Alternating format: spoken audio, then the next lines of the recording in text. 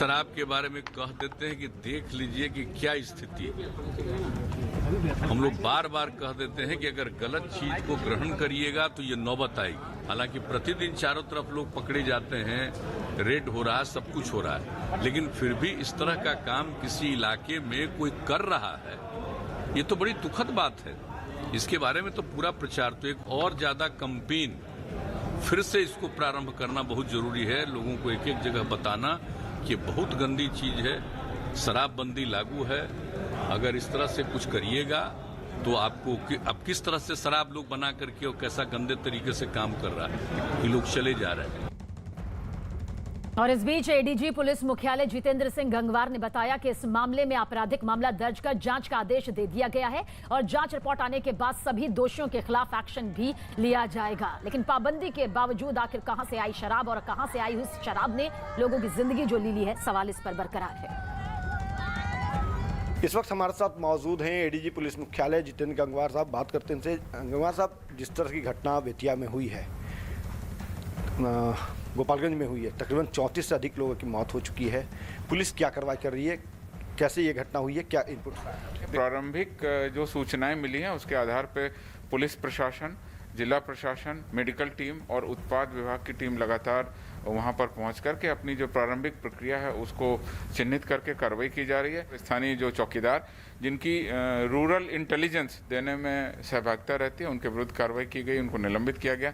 जो थानाध्यक्ष जिनकी ओवरऑल जिम्मेदारी उस थाना क्षेत्र में होती है, उनको भी निलंबित किया गया और आगे भी हम लोग इस पर नज़र रखे हुए हैं। और प्रशासनिक कार्रवाई के साथ साथ जैसा मैंने बताया, आपराधिक मामला दर्ज हो चुका है और आपराधिक मामले को अब अनुसंधान करते हुए हम लोग तार्किक परिणाम तक ले जाएंगे। वहीं बेतिया के एसपी ने भी पूरे मामले में कड़ी कार्रवाई की बात कही। उन्होंने कहा कि 2 लोगों को गिरफ्तार किया गया है, बाकी आरोपियों की तलाश तेजी से की जा रही है। 2 लोगों पे कार्रवाई की गई है। एसएचओ नौतन को सस्पेंड कर दिया गया है और वहाँ के जो लोकल दफादार हैं उनको भी सस्पेंड कर दिया गया है और अभी तक 3 लोगों को हिरासत में लिया गया है और कुछ लोग जो फरार चल रहे हैं उनके विरुद्ध भी रेड छापेमारी की जा रही है। तो एक तरफ कानूनी प्रक्रिया दिखाई दे रही है तो दूसरी तरफ जहरीली शराब से मौत के मामले में सियासत में भी उबाला गया। आरजेडी के एमएलसी रामबली चंद्रवंशी ने सीएम नीतीश कुमार के इस्तीफे की मांग की तो कांग्रेस ने पूरे मामले के लिए बिहार सरकार को जिम्मेदार ठहराया। उधर बीजेपी ने दोषियों पर सख्त कार्रवाई की बात कही। कागज पर शराबबंदी करने से और भी स्थितियां बिगड़ रही है, प्रतिकूल हो रही है और अगर ये स्थिति और ज़्यादा खराब हो जाती है तो इसकी जिम्मेवारी नीतीश कुमार को लेनी पड़ेगी और नीतीश कुमार को जिम्मेवारी लेकर के इन सारे हत्याओं का उन पर 402 का मुकदमा या 302 का मुकदमा दर्ज करना चाहिए। इसके लिए एक आदमी कोई जिम्मेवार है, उसका नाम है नीतीश कुमार जी और इसकी नैतिक जिम्मेवारी लेते हुए आपको इस्तीफा देने की ज़रूरत है। देखिए, इसके लिए बिहार की सरकार जिम्मेदार है। ये उनकी जिम्मेदारी है कि बिहार के अंदर नाजायज़ शराब ना बने, इस तरीके की लिक्कर ना बने और अगर ये लोग मारे गए तो मेरे उनके परिवारों के साथ सहानुभूति है, लेकिन इसके लिए मैं बिहार की सरकार को जिम्मेदार मानता हूँ। शराब से ही, जहरीली शराब से यदि मौत हुई है तो दुखद मौत है, लेकिन एक बात निश्चिंत रहिए, ये एनडीए की सरकार है, ये माननीय नीतीश कुमार जी और भारतीय जनता पार्टी की सरकार है। यह सरकार अपने संकल्प से कदापि पीछे नहीं हटने वाली। यह सरकार अपने संकल्प पर अडिग है और कार्रवाई की जाएगी। जो लोग भी इस तरह का साजिशन काम करते हैं उन सब का पर्दाफाश होगा और वो कानून के दायरे में होंगे। बिहार सरकार में मंत्री अशोक चौधरी ने लोगों को जागरूक करने की भी बात कही तो उधर आरजेडी नेता शिवानंद तिवारी ने शराबबंदी को नीतीश के जिद का कानून बताया। जेडीयू नेता राजीव रंजन ने लोगों की मौत पर दुख जाहिर किया। कोई बेच रहा है उसके खिलाफ तो एक बात होती है कि आप बेच रहे हैं तो आपको गिरफ्तारी होगी, लेकिन कुछ लोग पी भी रहे हैं ना, क्यों पी रहे हैं? तो एक अवेयरनेस चलेगा और अवेयरनेस प्रोग्राम उन्होंने कहा है कि हम शुरू करेंगे। हम समझते हैं कि हमारी नीयत साफ है, एफर्ट अभी और मेहनत करने की जरूरत है। मेहनत करेंगे, एफर्ट करेंगे तो उसके अच्छे परिणाम आएंगे। जहरीली शराब पता नहीं क्या क्या डाल करके लोग बेच रहे हैं, उसका नतीजा दिखाई दे रहा है।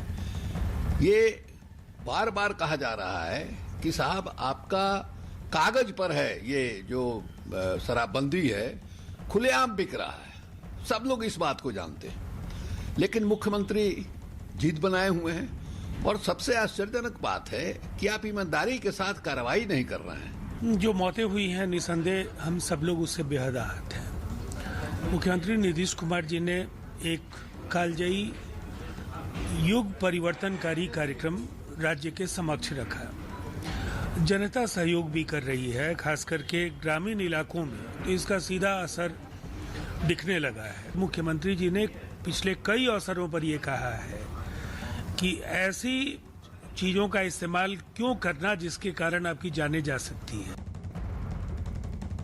तो महाराष्ट्र के पूर्व गृह मंत्री अनिल देशमुख को लेकर इस वक्त की बड़ी खबर आप तक पहुंचा रहे हैं। उनकी न्यायिक हिरासत को लेकर जानकारी आप तक पहुंचा दे कि 14 दिन की न्यायिक हिरासत यहां पर सामने आ रही है। मनी लॉन्ड्रिंग केस को लेकर हिरासत में उन्हें लिया गया है। इस मामले को लेकर लगातार जो कानूनी प्रक्रिया है वो आगे बढ़ रही है।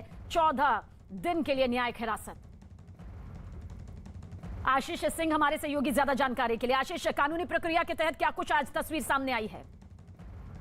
जी, आज कोर्ट में जो है ईडी ने साफ तौर पे 9 दिन की कस्टडी जो है वो साफ तौर पे मांगी थी और कहा था कि इस मामले में उन्हें अभी और इन्वेस्टिगेट करना है। कई जो है लूप होल्स हैं, कई ट्रांजेक्शंस हैं जिनकी जानकारी खंगालनी है। साथ ही साथ सचिन वजे के एक्सटॉर्शन के मामले में भी जो है उन्हें कई एविडेंसेस खंगालने हैं। और सबसे अहम तौर पर ऋषिकेश देशमुख जो कि उनके बेटे हैं, उनसे जुड़ी हुई जानकारियों को खंगालने के लिए उन्हें समन किया गया हुआ था, वो हाजिर नहीं हुए हैं। लिहाजा जो है ईडी को 9 दिन की कस्टडी और दी जाए, लेकिन कोर्ट ने जो है कहीं ना कहीं इस बात को दरकिनार करते हुए जो है 14 दिन की जुडिशियल कस्टडी में उन्हें भेज दिया है। फिलहाल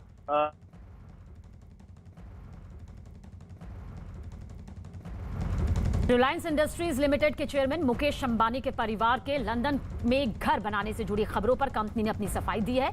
कुछ अखबारों ने दरअसल खबर छापी थी कि अंबानी परिवार ने लंदन में घर बना लिया है, जिसके बाद सोशल मीडिया में भी इस पर चर्चा छेड़ दी गई कि अंबानी परिवार अब मुंबई के साथ लंदन में भी रहेगा।